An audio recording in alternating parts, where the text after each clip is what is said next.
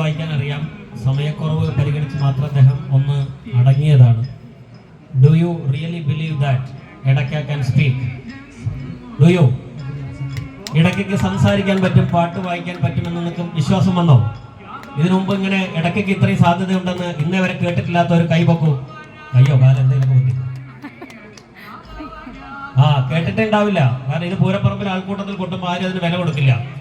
അപ്പൊ ഇത്രയധികം സംഘടനകൾ നമുക്കുണ്ടായിട്ടും ഇന്ന് വരെയും 51 വർഷമായി കേരളത്തിൽ ഈ മാസ്മരികമായ പ്രയോഗവുമായി നടക്കുന്ന മണികണ്ഠൻ പെരിങ്ങോടിനെ വിളിച്ച് ഒരു അവാർഡ് കൊടുക്കുവാൻ ചങ്കൂറ്റമുള്ള, തിരിച്ചറിവുള്ള, വിവരമുള്ള ഒരു സംഘടനയും നമുക്കുണ്ടായിട്ടില്ല. ഇവിടെ ഏതെങ്കിലും സംഘടനയുടെ ആളുകൾ ഇരിക്കുന്നുണ്ടെങ്കിൽ please note this artist, both of these. അതിനുവേണ്ടിയാണ് ഞാൻ ഇവരെ പരിചയപ്പെടുത്തുന്നത്. അതിനാണ് ഹരിഗോവിന്ദ ഗീതം എന്ന് പേരിട്ടിരിക്കുന്നത്. ഈ ചിത്രത്തിലേക്ക് നോക്കുമ്പോൾ നിങ്ങൾക്ക് വലത്തേ അറ്റത്ത് മുകളിലെ കോർണറിൽ ഒരു ട്രൗസർ ഇട്ട പയ്യനെ കാണാം. മറ്റു വീട്ടിലെ കുട്ടികൾ ഉപയോഗിച്ച് പഴകിയ ട്രൗസറും ഷർട്ടും ഇട്ട് നിൽക്കുന്ന ആ കുട്ടി ഞാനാണ്.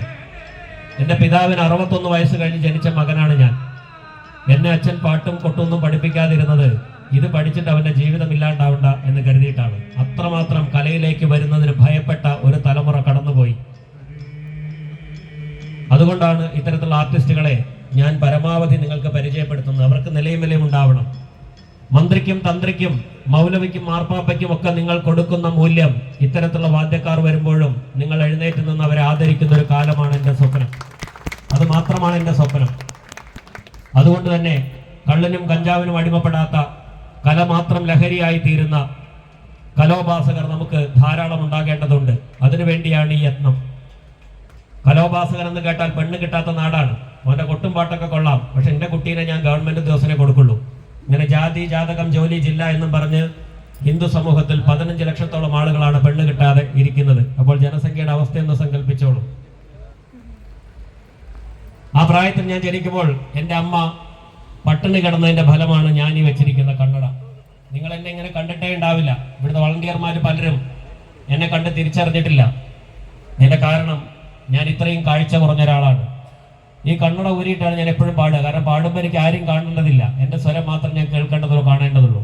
ഇത് ഊരിയിട്ട് ഞാൻ തപ്പിത്തറഞ്ഞ് സ്റ്റേജിലേക്ക് കയറുകയും ഇറങ്ങുകയും ചെയ്യുമ്പോൾ ഹരിഗോവിന്ദൻ നന്നാവുന്നതിന് അസൂയുള്ള ആളുകൾ പറഞ്ഞു, ഓനൊന്നും വിളിക്കണ്ട കേട്ടോ, ഓ നല്ല ഫിറ്റായിട്ടാണ് വരാന്ന്. ഒന്ന് ആലോചിച്ച് നോക്കും എൻ്റെ അവസ്ഥ. കണ്ണ് കാണാഞ്ഞിട്ടാന്നുള്ള ആർക്കെങ്കിലും അറിയാമോ? 8ാം ക്ലാസ് പോലെ വയ്ക്കുന്നതാണിത്. ഇങ്ങനെയാണ് ഒരു കലാകാരനെ ഇല്ലാതാക്കുക നമ്മുടെ സമൂഹം. പക്ഷേ still I am in front of you not because of my talent, because of the soul behind it, only because of that. ഇത് ബാബുരാജ് ഭക്തപ്രിയം ഇതിനു വേണ്ടി രചിച്ച ഒരു കവിതയാണ് എന്ന് ഞാൻ മനസ്സിലാക്കുന്നു. അത് നോക്കി വായിക്കണമെങ്കിൽ എനിക്ക് കണ്ണട കൂടിയേ തീരും.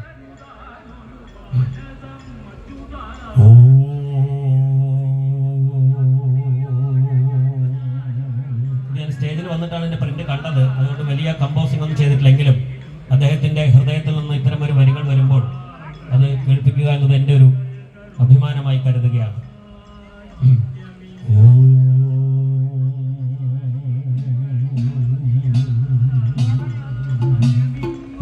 നിളയിലുറങ്ങിയുറഞ്ഞൊരു പൈതൃക ബോധം പുനരുയിർ കൊള്ളുന്നു.